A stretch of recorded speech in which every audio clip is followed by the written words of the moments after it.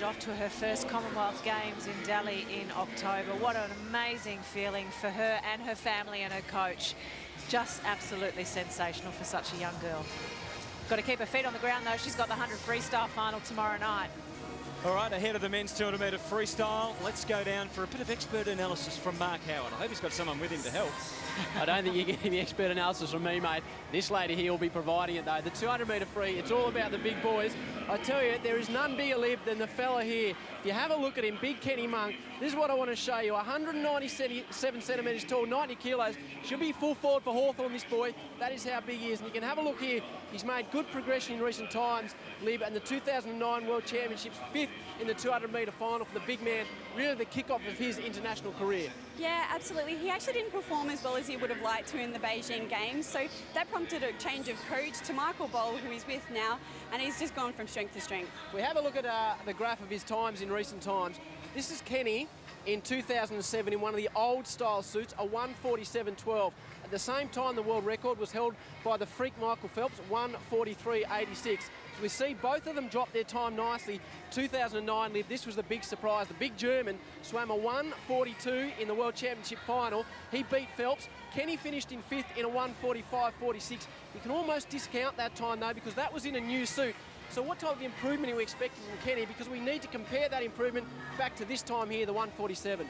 Yeah, definitely. We would expect him to be faster than he was 3 years ago. He's a lot bigger, he's a lot stronger, and I would say he's almost definitely a lot fitter. I think if we're looking realistically at around 1:46 mid, and that would be fantastic. Just one quick thing before we go. I'll show you another graph. We have a look at the graph of the Australian swim team, and this is the average food consumed. I can tell you, this is Kenny Monk up here. He is a freak. He puts away an enormous amount of food. If he gets on the plane to Delhi, they'll have to pre-order because he's a very big boy, Hutto.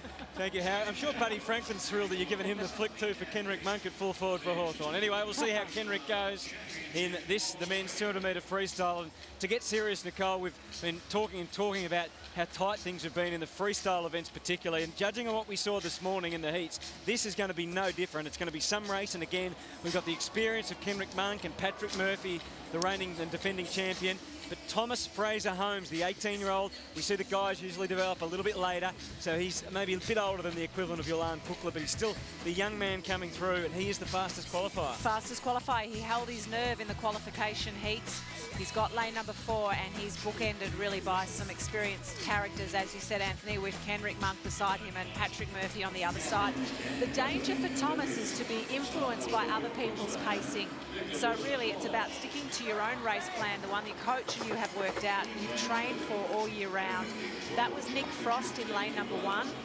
1:46.93 is his best time. He went to the Commonwealth Games in 2006. That was his debut.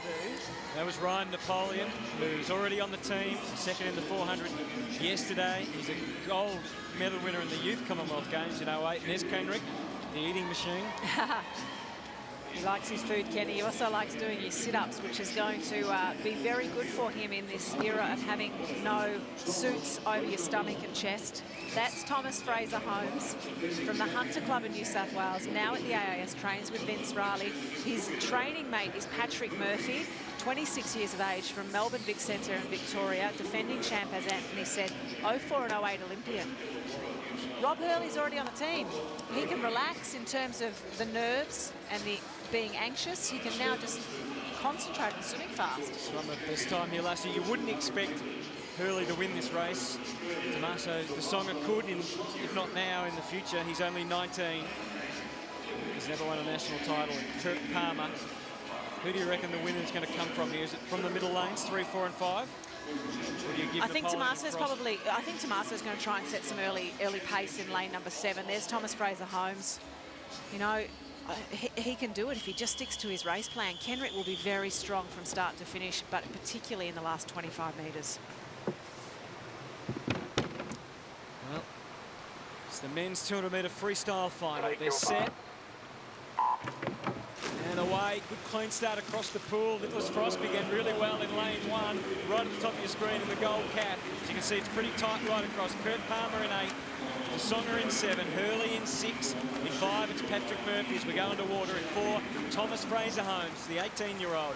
He's going all right at this stage as they head towards the first 50. Kenrick Monk's right there with him. Napoleon in 2 and Frost in 1. Right across the pool, Tommaso De Sonia leads it out, as I thought, and Nicholas Frost on the other side in lane number 1. They're the first and second place getters in the first 50, 24.76. It's quite a margin, isn't it, for De Sonia? Whether he'll be able to hang on, time will tell. Frost remains in second place.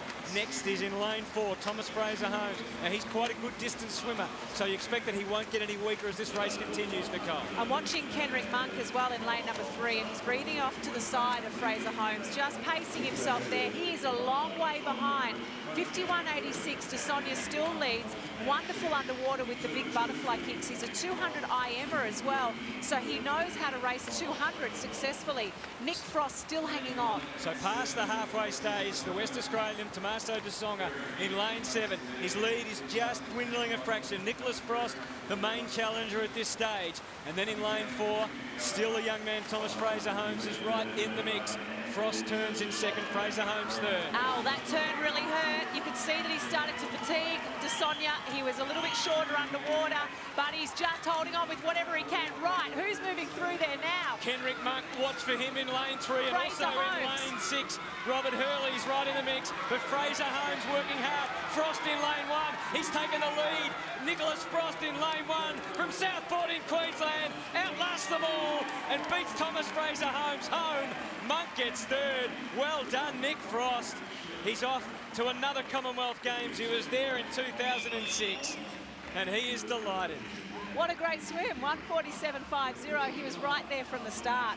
In second place at the 50, second place at the 100, second place at the 150, and then really put the foot down when it counted, 1:47.50. Congratulations to his coach, Glenn Baker, who has got a wonderful squad there at Southport Olympic.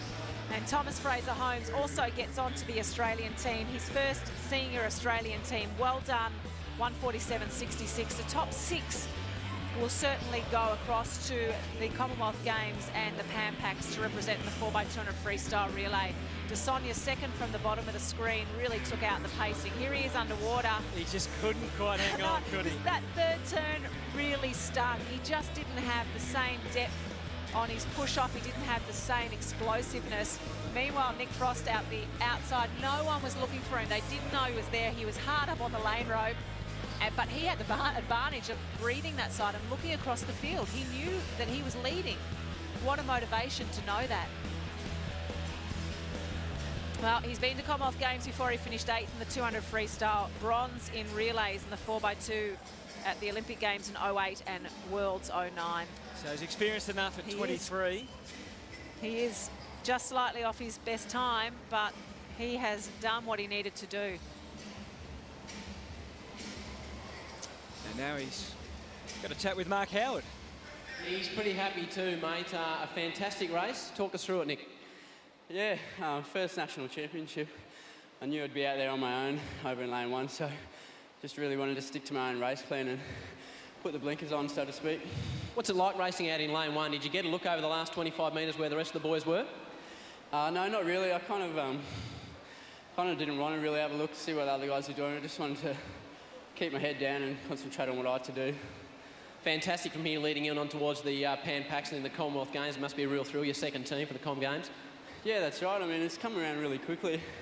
Feels like just the other day that I was making my first team on the Commonwealth Games, but really exciting for the year ahead, and definitely good feeling knowing that we've got the ticket booked to Delhi.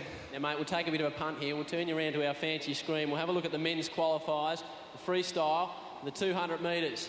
That's you up there, mate. Put your finger on that and drag yourself on the plane. I'm not sure if this baby's waterproof. We're soon going to find out, though. Just put yourself in there. Beautiful, mate. You're on the team to Delhi. Congratulations. He's done very well, Nicholas Frost, Hutto, and he even knows how to operate this thing, which is more than you can say for me, I reckon. Yeah, I reckon you might be right there, Howie, but congratulations to Nicholas Frost. And